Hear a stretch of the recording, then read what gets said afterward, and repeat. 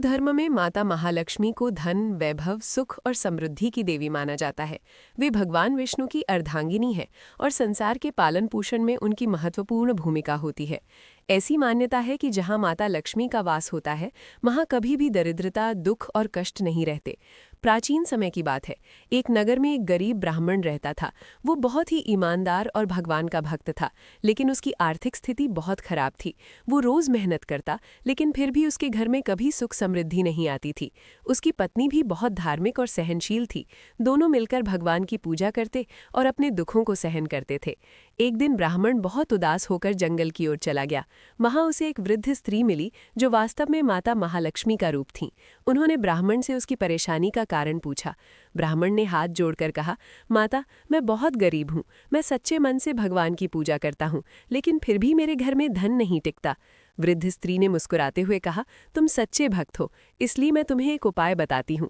तुम हर शुक्रवार को विधिपूर्वक महालक्ष्मी व्रत और कथा का पालन करो, स्वच्छता का ध्यान रखो, घर में दीपक जलाओ और माता लक्ष्मी की विधिपूर्वक आराधना करो। इससे तुम्हारे जीवन में सुख समृद्धि अवश्य आएगी। ब्राह्मण ने उनकी बात को गंभीरता से लिया और घर लौटकर अपनी पत्नी को सब कुछ बताया। दोनों ने मिलकर हर शुक्रवार व्रत रखने और कथा सुनने का संकल्प लिया। उन्होंने अपने घर को साफ सुथरा रखा, पूजा के समय दीपक जलाया और माता लक्ष्मी की विधिपूर्वक आराधना की। धीरे धीरे उनके जीवन में बदलाव आने लगा।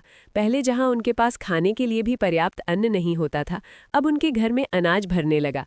कुछ समय बाद ब्राह्मण को एक अच्छा काम मिल गया और उनकी आर्थिक स्थिति सुधरने लगी। उनके घर में खुशहाली आने लगी। उसी नगर में एक धनी व्यापारी भी रहता था। उसके पास धन की कोई कमी नहीं थी, लेकिन वो बहुत अहंकारी और कंजूस था। वो कभी किसी की मदद नहीं करता था, न ही भगवान की भक्ति करता था। एक दिन उसने देखा कि गरीब ब्राह्मण का जीवन अचानक बदल गया है। उसे आश्चर्य हुआ और उसने इसका कारण जानना चाहा। जब उसे पता चला कि ब्राह्मण ने महालक्ष्मी व्रत और कथा का पालन किया है, तो उसने भी ये व्रत करना शुरू कर दिया। लेकिन उसने इसे केवल दिखावे के लिए किया। उसके मन में ना तो श्रद्धा थी, ना ही भक्ति। वो पूजा तो करता, लेकिन उसका मन हमेशा धन और अहंकार में ही लगा रहता। कुछ समय बाद उसका व्यापार धीरे धीरे घाटे में जाने लगा। उसका धन कम होने लगा और वो परेशान हो गया। तब उसे अपनी गलती का एहसास हुआ। वो ब्राह्मण के पास गया और उससे मार्गदर्शन मांगा। ब्राह्मण ने उसे समझाया, केवल व्रत और पूजा करना ही पर्याप्त नहीं है, बल्कि उसमें सच्ची श्रद्धा और भक्ति भी होनी चाहिए। माता लक्ष्मी केवल उसी के घर में निवास करती हैं जहां सच्चाई, दया और विनम्रता होती है। व्यापारी ने अपनी गलती को स्वीकार किया और सच्चे मन से माता लक्ष्मी की पूजा करने लगा। उसने गरीबों की मदद करना शुरू किया, अपने अहंकार को त्याग दिया और ईमानदारी से जीवन जीने लगा। कुछ समय बाद उसके जीवन में भी फिर से खुशहाली लौट आई।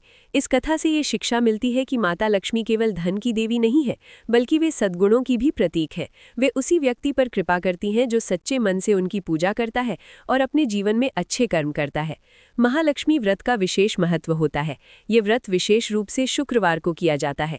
इस दिन घर की सफाई करके माता लक्ष्मी की मूर्ति या चित्र के सामने दीपक जलाकर फूल, फल और मिठाई अर्पित की जाती है।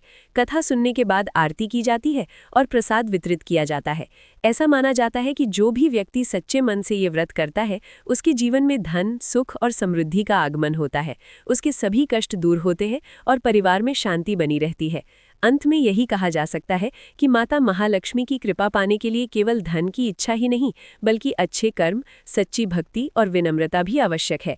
जो व्यक्ति इन गुणों को अपनाता है, उसके जीवन में कभी भी किसी प्रकार की कमी नहीं रहती। जय माता महालक्ष्मी।